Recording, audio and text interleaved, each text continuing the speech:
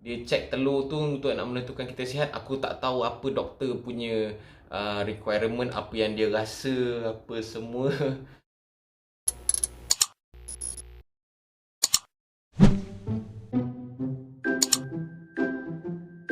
Biasanya masa interview tentera, soalan-soalan yang diberikan adalah banyak mengenai diri sendiri. Contohnya macam apa yang kita minat, kenapa kita minat itu, kenapa kita minat nak jadi pilot.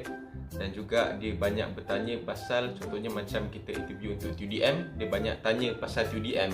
Contohnya apa yang korang tahu pasal TUDM, jenis-jenis aircraft, skadron-skadron yang ada. Kebanyakannya nama dia General Service Knowledge pasal organisasi tu. Dan juga kalau nak dapat markah tinggi, cara dia ialah jawab dengan confident, tak ada gagap, dan juga jawab dengan penuh keyakinan macam kita ni dah prepare, macam kita ni dah tahu dah banyak mengenai tempat yang kita nak masuk tu lah. Biasanya kalau nak pergi operasi-operasi overseas ni, macam pergi Lubnan dan sebagainya tu, dia tak ada apa-apa special exam. Cuma dia berdasarkan dah berapa lama dalam servis. Dia juga berdasarkan daripada sokongan kita punya pegawai memerintah. Sebab benda ni sebenarnya kita boleh mohon. Contohnya ada keluar, okey nanti akan ada operasi pergi ke overseas dan sebagainya. So kita boleh submit nama kita dekat kita punya commanding officer. Nanti kita punya CO tu akan panggil kita untuk interview dan sebagainya. So daripada situlah lazimnya akan melayakkan kita untuk pergi bertugas dekat luar negara. Okey, sebenarnya dalam tentera ni, dia punya latihan dia sebenarnya terbagi kepada dua. Nak jadi anggota lain-lain pangkat ataupun nak jadi pegawai. Anggota lain-lain pangkat ni, latihan dia itulah yang kita panggil latihan rekrut. Kalau latihan pegawai biasanya kita panggil as latihan kadet. Rasanya sama je. Ada yang cakap pegawai lagi teruk, ada yang cakap latihan rekrut lagi teruk. Tapi sebenarnya sama je. Dia based on kita juga. Kalau kita rasa benda tu teruk, dia teruk lah. Kalau kita rasa benda tu senang, rasa senang lah. Aku tak keluar daripada tentera, aku tamat perkhidmatan.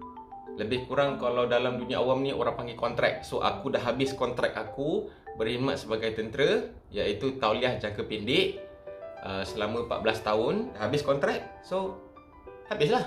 So sekarang ni aku kerja apa tak kisahlah kerja apa, janji halal. Rambut botak ni sebenarnya masa training je. Bila dah tamat latihan, nanti bolehlah simpan rambut sikit. Tapi bahagian tepi dengan bahagian belakang ni wajib kena pendek, kemas dan nipis. Aku dulu jadi pegawai melalui Kolej Tentera Udara. Masa zaman aku dulu, okey, TUDM dia ada buat joint venture dengan UTM.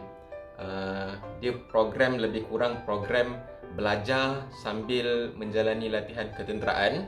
So aku belajar untuk ambil diploma Aeronautical Engineering selama 3 tahun. Sambil-sambil itu aku juga menjalani latihan untuk menjadi pegawai. Itu masa zaman aku lah. Zaman sekarang dah tak ada pengambilan pegawai melalui diploma. Last batch pada tahun 2012. Itu last batch untuk kadet diploma KTU. Cara nak join PSS TLDM adalah melalui Markas Tentera Laut. Okey, ini yang aku dapat info lah. Boleh hantar email terus, email permohonan ke Markas Tentera Laut. Nanti diorang akan guide lah macam mana nak apply untuk PSS TLDM ni. PSS TLDM ni adalah Pasukan Simpanan Sukarelawan. Okey, dia bukannya askar yang fully tentera yang dikomisionkan oleh Yang di-Pertuan Agong. Dia Pasukan Simpanan Sukarela. So latihan dia antara 2 jam hingga 12 jam setiap hari. Dalam setahun dia tak lebih daripada 360 jam. Dan dia juga ada latihan tahunan yang korang kena pergi. Korang punya result SPM kena padu. At least mata pelajaran teras tu semua nak kena kredit. Tak ada mata pelajaran yang fail. Kelayakan dari segi tinggi, berat dan sebagainya. Tak ada penyakit yang kronik. Sihat tubuh badan. Tak ada kecacatan anggota. Korang punya eyesight kena perfect. Korang punya pendengaran kena perfect. Nak masuk komando ni sebenarnya korang kena lepasi dulu latihan asas dalam ketenteraan, sama ada rekrut ataupun latihan kadet. Lepas dah commission, barulah korang boleh apply untuk mana-mana special force dalam ATM. Yes, boleh sambung belajar dan korang punya sambung belajar tu akan ditaja oleh Angkatan Tentera Malaysia. Sangat-sangat ada peluang. Aku sendiri budak teknik. Zaman-zaman aku dipanggil sekolah teknik lah. Sekarang ni dah panggil college vocational kan. So memang ada peluang. Janji korang ambil SPM. Kalau untuk anggota lain-lain pangkat, dia start dulu dengan Lance Corporal, Corporal, Sarjan, Staff Sarjan, Pegawai Warren 2, Pegawai Warren 1. Kalau daripada pegawai, Lieutenant Muda, Lieutenant, Captain, Major, Lieutenant Colonel, Colonel, Brigadier General, Major General, Lieutenant General, dan last sekali adalah General. Macam mana aku boleh hafal? Siapa cakap? Biasanya kalau ada dorang buka temuduga untuk tentera, biasanya dibuka untuk lelaki dan perempuan. Dia tak ada istilah dia buka untuk lelaki je. So, lelaki ke perempuan ke boleh join. Boleh je. Janji korang lepas dia punya had berat lah. Minimum berat nak masuk untuk lelaki adalah 47.5 kilo. Dan yang paling penting, korang punya berat kena stabil dengan tinggi, iaitu korang punya body mass index, BMI korang antara 18 hingga 27. Nak jadi pegawai tentera ni, dia tak ada istilah senang ke susah ke, kau ada degree ke, kau ada master ke. Semuanya kena melalui proses yang sama, iaitu korang kena menjalani latihan asas untuk menjadi pegawai tentera. Lelaki tinggi minimum nak masuk tentera adalah 1.62 meter ataupun 162 cm. Peratusan aku tak tahulah, tapi ada lah. Dah ramai lah juga sebenarnya. Sebenarnya dalam tentera dia tak ada hadkan pun.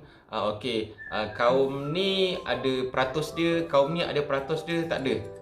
Masalahnya yang kita nampak China, India dan lain-lain tu sikit berbanding dengan Melayu sebab bilangannya apply tu pun tak banyak. So kalau tiba-tiba ada ramai orang bukan Melayu yang nak join, join je lah. Berat minimum nak masuk tentera adalah 47.5 kilo. So kalau lebih 46 ni should be lepas lah. Tak ada masalah, benda tu bukan salah satu kriteria nak masuk tentera pun. Kalau ada alahan ke apa ke, itu kena tanggung sendirilah. Kalau dah masuk kena makan ikan kan, itu kena tanggung sendiri. Pengalaman paling perit dalam tentera masa survival course, iaitu diletakkan di dalam hutan paya dan hutan betul dalam sebulan, tidak diberi apa-apa makanan, hanya dibekalkan parang saja. So kena survive, kena cari makanan sendiri, kena buat pondok sendiri, kena survive lah dalam hutan selama sebulan. Paling manis bila dah habis latihan lah, bila dah commission, bila tengah latihan kawat untuk nak passing out parade, tu paling best lah sebab kita dah tahu dah habis latihan kan. Paling tak boleh lupa bila aku berjaya menerbangkan pesawat pada pertama kalinya. Aku masa dekat pusat latihan terbang 1, aku bawa aircraft. Aku dah belajar dia punya basic, apa semua cara nak start aircraft, dan aku mengairbornekan pesawat. Aku menerbangkan sendiri, aku take off kan sendiri pesawat tu yang paling manis lah.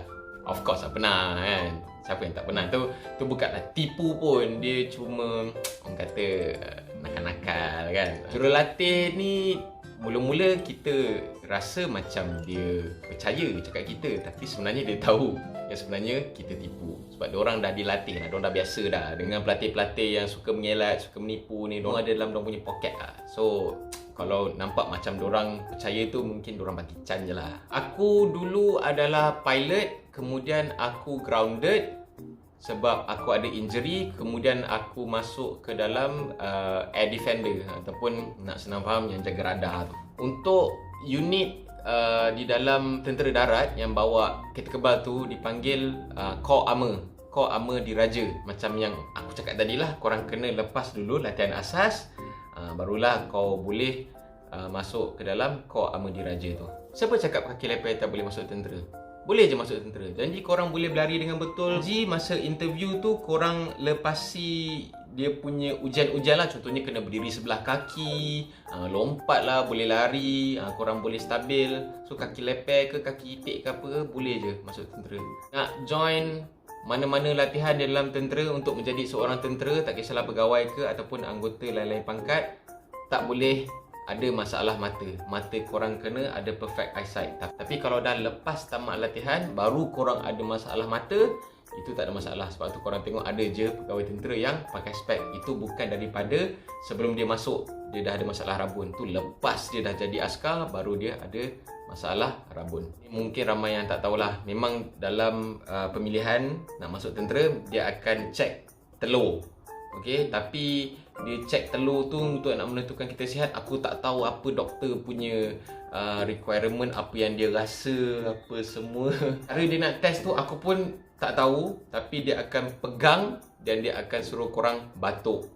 So itu doktor punya kepakaran lah. Aku tak tahu macam mana, tapi telur sebelah ke, telur lendut sebelah ke, besar sebelah ke apa ke, itu bukan syarat-syarat kelayakan untuk nak masuk tentera lah, as long as korang sihat je. Aku share lah sikit macam mana fasa temuduga dalam tentera ni lah secara generalnya. Biasanya temuduga berlangsung selama 2 minggu. So dia ada fasa-fasa dia. Fasa untuk check korang punya akademik dulu. Lepas tu dia akan check korang punya fizikal. Dia ada juga fasa untuk check korang punya kesihatan perubatan. Dan dia akan ada ujian kecergasan. Dia akan ada ujian English. Ada ujian mengenai pengetahuan am pasal tentera. So ujian-ujian ni korang kena lepas. Dan biasanya masa korang dapat surat untuk panggilan temuduga tu, kat situ dia dah bagi dah jadual siap-siap apakah benda-benda yang korang kena lalu semasa temuduga tu. So tak payah risau.